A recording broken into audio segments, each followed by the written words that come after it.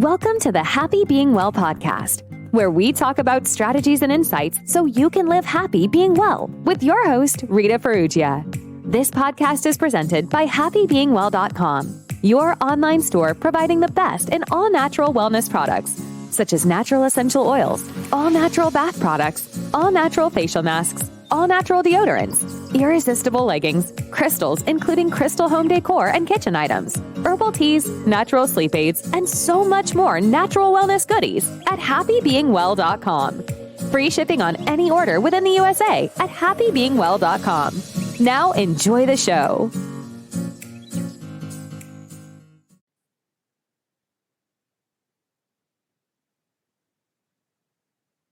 Hi, guys. Welcome to another episode of Happy Being Well. And we have another exciting guest as usual. I'm really excited for this conversation today. We don't talk enough about fitness on the Happy Being Well podcast. And fitness is, as we know, is really, really vital to our well-being. And I know for me, I definitely incorporate fitness throughout my week. It is something that I do push myself to do, just any type of body movement, just so I can have more energy, release stress, increase my levels of thinking, because after a workout, I feel much more clear. I sometimes get inspired by new ideas. And also it can reverse the signs of aging as well. Your brain starts to work much more optimally when you work out regularly, any type of movement. So we have Katie Bramlett with us.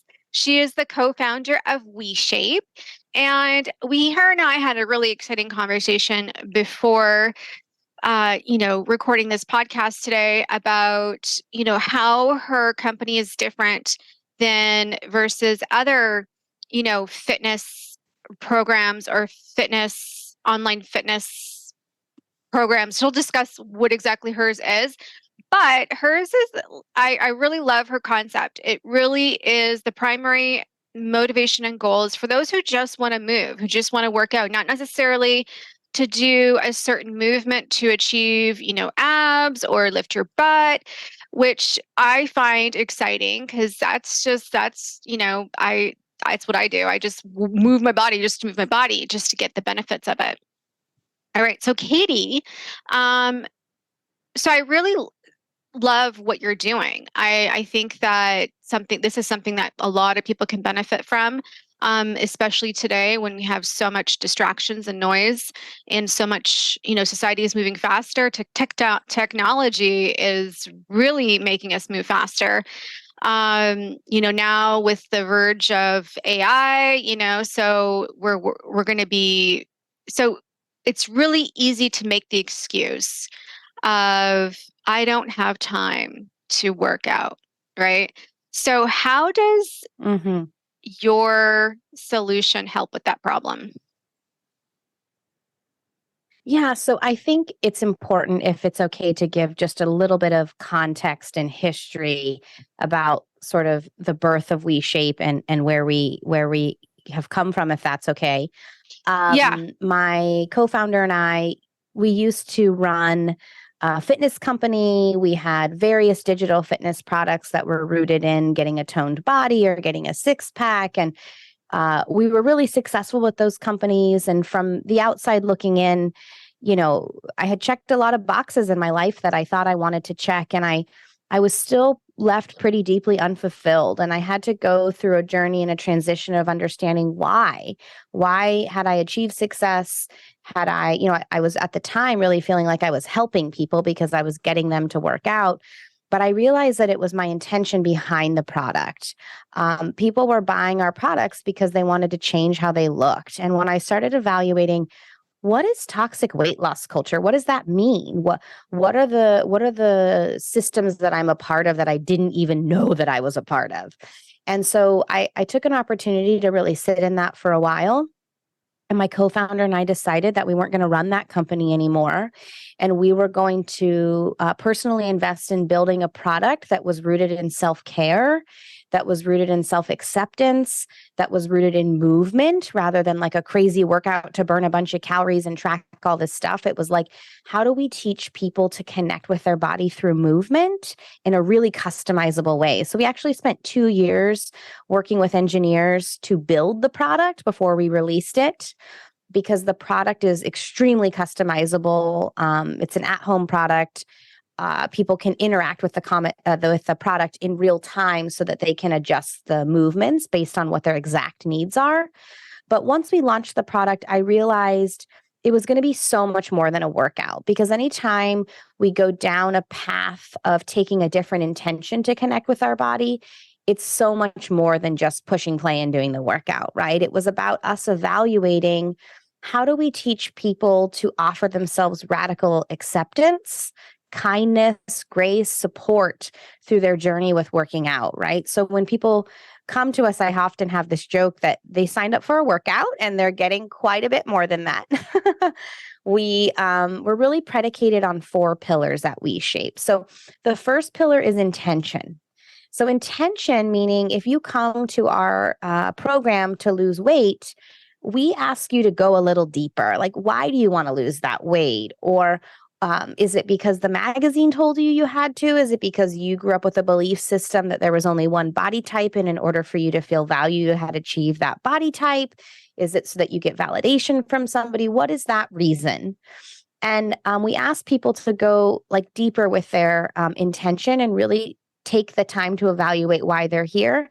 And if there's an opportunity to shift that intention to something a little bit more meaningful, we ask people to go there. And then the second pillar of WeShape is movement. So we're not asking people to track their progress and do all this crazy stuff and get a badge and burn 5,000 calories. It's not about that. It's about learning how to listen to the cues of your body and adjust the workout so that you are getting your physical needs met. And it's all just rooted in connection with body and learning how to move better in your body, because when you move better, you feel better. And proper movement and proper biomechanics will serve us for the long haul, right? Like that's something that will be very sustainable for a very long period of time. And then the third thing is community. I knew when I launched this product that I was asking people to unsubscribe from toxic weight loss culture. And I knew that that was going to be very challenging, right? So if you're a part of WeShape and then you go hang out with your friend and then your friend's like, oh, I can't eat that today because I'm watching my calories, or I joined this product or this program because I want to lose 10 pounds, you're not going to be on the same page. And so like, how do we offer ourselves a supportive community through that process and navigate the tricky waters of the toxic weight loss culture outside of our program? And then the fourth thing we really like to evaluate at WeShape is beliefs. So we have a podcast that we do an episode or 2 a week where we bring in experts who really help us better understand what toxic weight loss culture is, how we can take care of ourselves from a different place that has better physical and emotional longevity to our actions. So we believe at WeShape that if you can evaluate your belief systems, that's where all your behaviors and actions come from, right? So we need to talk about beliefs at WeShape, especially if we're asking people to show up out of an intention of self-care and self-acceptance rather than self-judgment or criticism or from the messages that we get from toxic weight loss culture. So again, I always joke when people come to WeShape, they think they're getting a workout. And it's a lot more than that, because when you really go down this path of connecting with your body in a meaningful way, you discover that it is a lot more than that.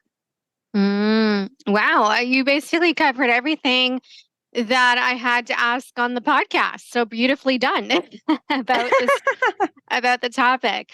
Yeah, I mean, look, we all could use more time, more time to work out. I feel like working out is always so easy to put in the back burner, especially with our busy careers, families, then, friends, saying, hey, come on out or go out for dinner, or maybe there's a work dinner or whatever. There's always something. And it's just so easy to just like for the whole week not incorporate any physical movement, or perhaps a whole month, not incorporating physical movement. But it's like, but whenever we do, we feel so good. And we always say to Yeah. ourselves, hey, why don't I do this more often? I know I've been there a million times, I'd go to the gym and I feel like amazing. I'm like, why don't I do, it's just half the battle is like, because we are constantly thinking about doing something else. There's always something to do in our to-do list, and it's a higher priority than simply, just walking on the treadmill or taking a hike or whatever it is. So it's really just it really is like a mindset. It's how you think of it, how you prioritize it, how much meaning you attach to it. What is it going to allow you to do if you do incorporate working out at least once or three times a week at minimum? What is that going to mean for your life? I know, and actually, in retrospect, it actually can increase your productivity because you are going to release the stress and you're going to have more energy to avoid the burnout and fatigue that comes with, having a very busy and demanding career, along with, our personal lives, because we all have to manage our personal lives, not just our career lives. So it's just really a mindset at the end of the day, and just doing self-talk, journaling, reflecting. How I think most people are not paying attention to how they are, using their time and using their energy. People can easily divert their time and energy towards things that are not giving them an ROI in life. Like something happened, you want to vent, you call a friend, or you've got friends that gossip and they're talking, all this chit chat, chatter, right? Because the mind chatters, and it's so easy to just spend your time doing things that entertain mind chatter. So, um, yeah, you have to take an audit of how you're spending your time. I think that's a big one, and then you'll start to devote more of your time to wellness activities, cutting out Yeah, I mean, toxic.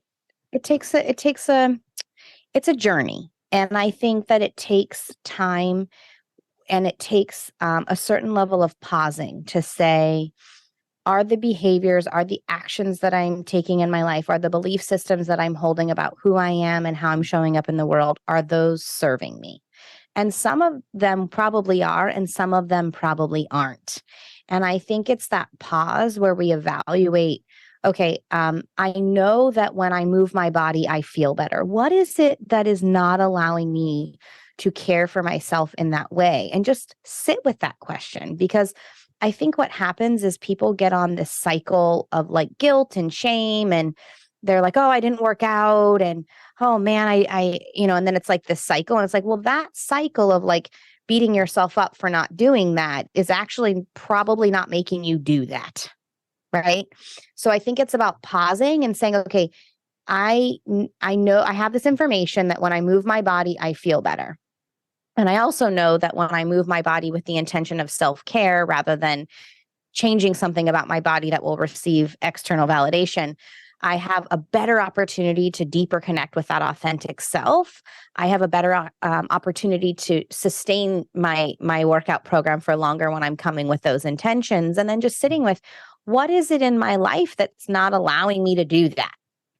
And then sometimes when we sit with that, I believe the answers come. And then once we just simply, that's why our first pillar is intention, because I truly believe that when we can ask what our intention is and sit with that intention, our life starts to kind of like unfold from the subconscious area, right? Like, I'll give you an example. I used to watch TV every night before I went to bed. And that served me for a really long time. And then I started a startup company, and then I have two small children, and I started noticing that there were a number of things that I needed to do in order to care for my body, in order to have sustainability with the life that I was setting up for myself. And over time, I just started, what is your intention with watching TV every night before bed? What does it do for you? And is there something else that could be replaced that would better serve your needs? Now, it's not about, I don't want to be confused with like, oh, well, people who watch TV before bed should be judged. Maybe that works for some people. This is what I'm saying is like, it's all about what are your personal intentions and is there things in your life that better serve you? So now, once in a while, I watch a show. I don't like have a strict rule that I'm not allowed to watch TV, but just the simple idea around what is my intention behind this and what do I hope to get shifted everything for me. And then I didn't really act from shame. I didn't act from guilt. I didn't act from external validation. I acted from self-care. And I think when we act from those places, the quote unquote needing to be motivated isn't really a thing anymore, if that makes sense. It's like intrinsically, I want to do this because I've evaluated and set a new intention. And that new intention is driving coming from an intrinsic force that's allowing me to have a different behavior. But it takes time. It takes reflection. It takes meditation. It takes space. It takes questioning. It takes evaluating belief systems. It takes evaluating how we spend our time. But I think that that's time well spent because I think it's important for us to check in with ourselves and say, does this group of friends I hang out with serve me? Does this TV watching serve me? Does this? And then slowly but surely from a place of self-care, not a place of self-criticism or judgment, we can start evaluating what really serves us and how do we take care of our unique body and mind in a way that feels meaningful for us, which also will look different for every single person. I'm sure there's people who are deeply fulfilled and caring for themselves in really meaningful ways who watch TV every night. So this is why life is complicated and messy because there's not a one size that fits all for exercise, for meditation, for rest, for recovery, for nutrition. There really is sort of this self journey that I think we all have to go through in order to better understand what that means for us individually. Yeah. As absolutely. So it's everybody has a different blueprint and how to get there. We're all motivated differently. Some people are motivated by fear and some people are motivated to go towards their goals, like towards the rewards. We're all just have a different blueprint just based on based on personalities, based on the way our minds, how we get activated. And that's a big part of, figuring out what's going to work for you in terms of how to motivate yourself, is through understanding, well, how are you motivated? Are you motivated by fear, meaning that what does this mean if I don't work out or move my body regularly? What does that look like? What are the consequences of that? And what if you basically stack that and think of as time progresses, you're not working out, maybe you're gaining more weight and maybe you're getting fatigued and maybe you're not going to be doing as much things as you like to. Maybe you might be missing out on life or opportunities and such. And then as you realize the consequences of what not working out means in the long term, perhaps, and it can look really scary as you go there through a visualization process and going through those timelines. That may motivate you to snap you out of your hypnosis, your trance of living life as you know today without incorporating that particular wellness activity. Or you may be motivated towards rewards, meaning what does it look like if I do incorporate working out regularly and, you have more energy, you can see yourself having more energy, more vitality, getting more projects done, having more joy with your family and friends. And then that's may motivate you and actually get you into action and activate you. So, I always say on this podcast, getting to know yourself and getting to know your values, your beliefs, your limiting beliefs, how you're motivated, really getting to the core of who you are is the foundation to really achieving your full potential and living the life that's aligned with who you truly are so you can actually live happy being well. I think that's so true. And I think, I often joke because I've been in the fitness industry for over 20 years. And the first 17 years of my career in the fitness industry, I hated exercise. I hated movement. And when I asked myself, why do you not even, why is this a chore? I realized that my intention behind why I was moving my body was I was trying to fit in certain pants. I wanted a certain number on the scale. People told me that was the best thing for me if I wanted to live forever. I was doing it for other. I really wasn't truly doing it as an act of self-care and as an opportunity to connect with my body and listen to my body. I was actually doing all sorts of crazy workouts where I was getting injured and doing all kinds of stuff because I thought that would give me what I wanted. And it wasn't until I said, wait a minute, evaluate your intention behind why you're working out. Use it as an opportunity to listen to the cues your body's giving you, not for your brain to override the cues so that you can get the best workout, but for your body to lead the way in this. That all of a sudden, miraculously, I was like, oh, I actually want to do that. And so, and then the other part of that was like, I try to work out 2 to 4 days a week, just depends on the week. And so at first I was getting in like a really good rhythm and I was like, oh my gosh, I love this. And I can't believe I didn't have this meaningful relationship with movement for all these years that I've been in the fitness industry, but I guess better now late than never. But then I would do the game where I was like, oh, you only did 1 day that week. And then, there's the criticism, there's the self-judgment, there's the shame. And then it would just take me away from that intention. So then I had to pause and say, life is not like a schedule.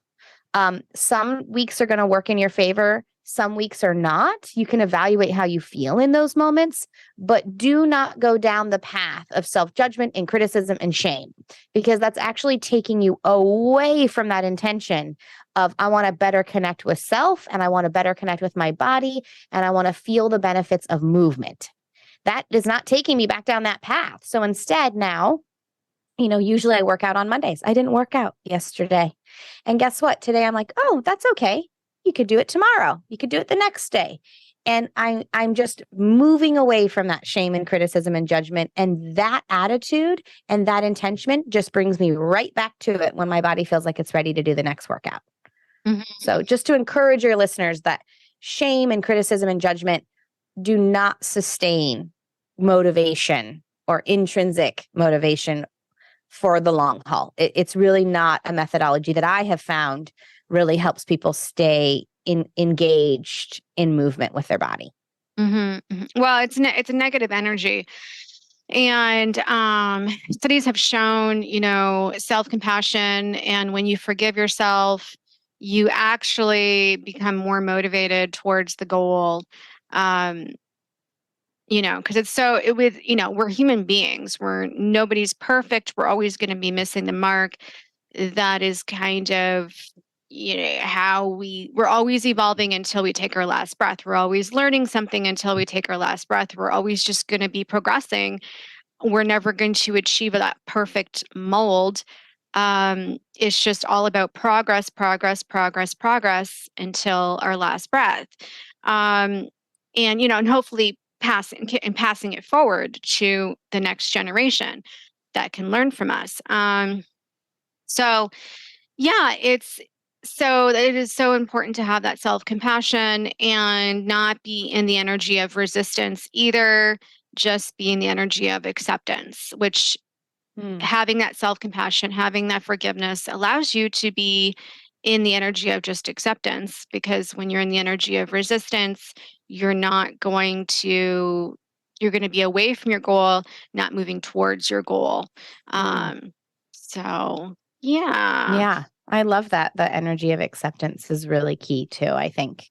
And just honoring your intention. And it's human nature to move away from intentions and to get sucked back into, oh, well, this person I follow on social media, she has a 6-pack. So she seems to have a lot of followers. So if I can look like that, I'll get that validation. It's like, come back. What's the intention? Right. And I think from intention stems everything. So that's why it's the first pillar here, because if we get off track, that's okay. That's being a human.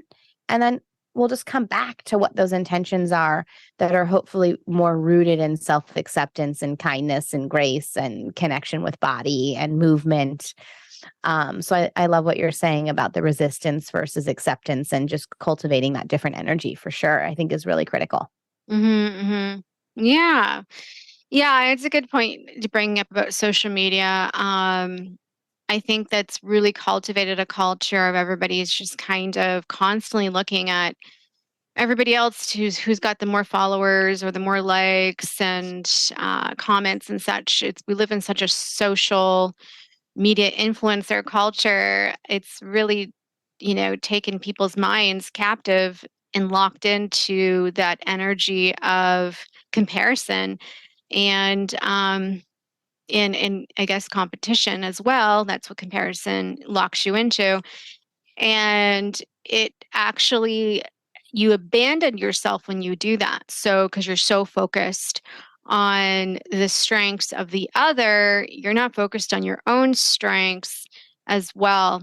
And also too with that, I personally don't even really necessarily think, when people can galvanize a big follow, I don't really necessarily think it's so much so the ab or the a particular component of their physical appearance.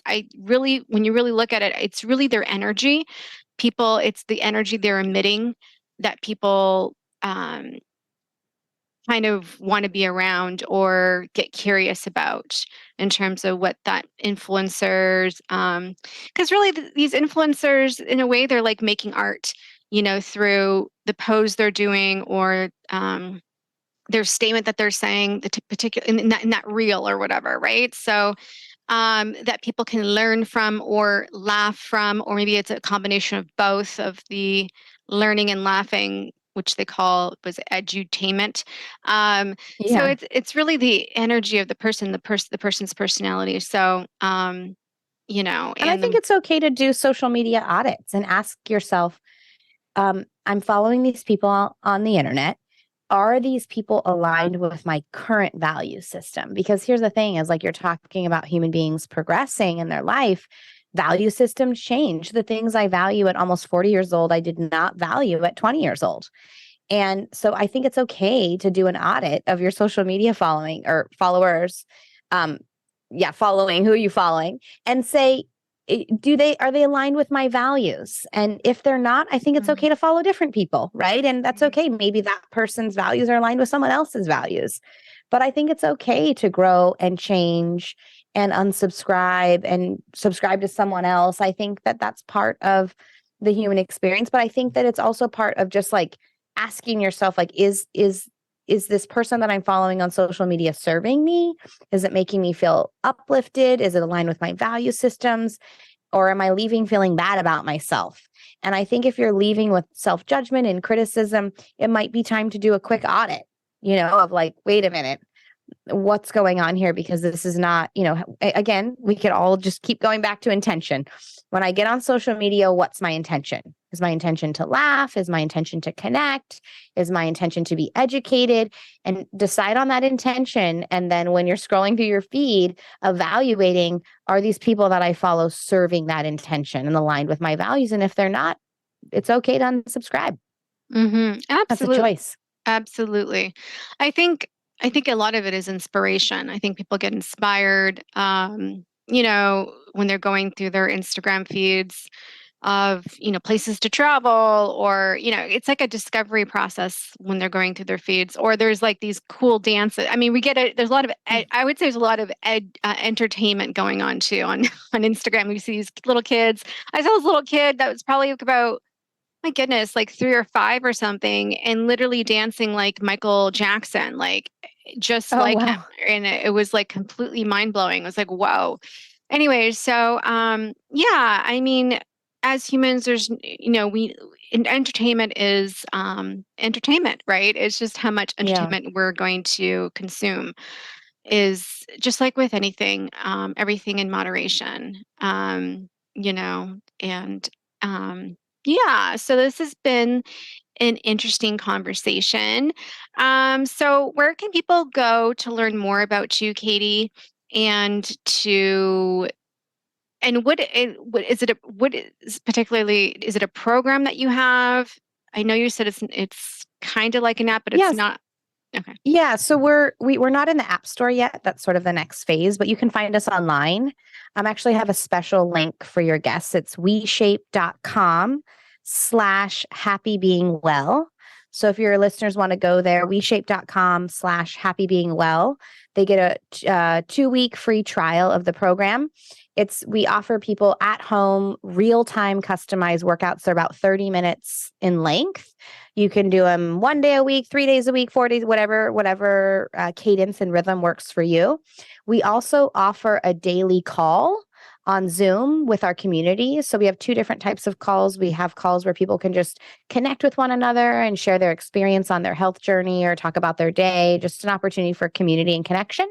And then we have a couple calls a week that are Q&As with our head coach. So if people are having like, oh, I have pain in my shoulder, or I have a movement related question, we have Q&A calls as well.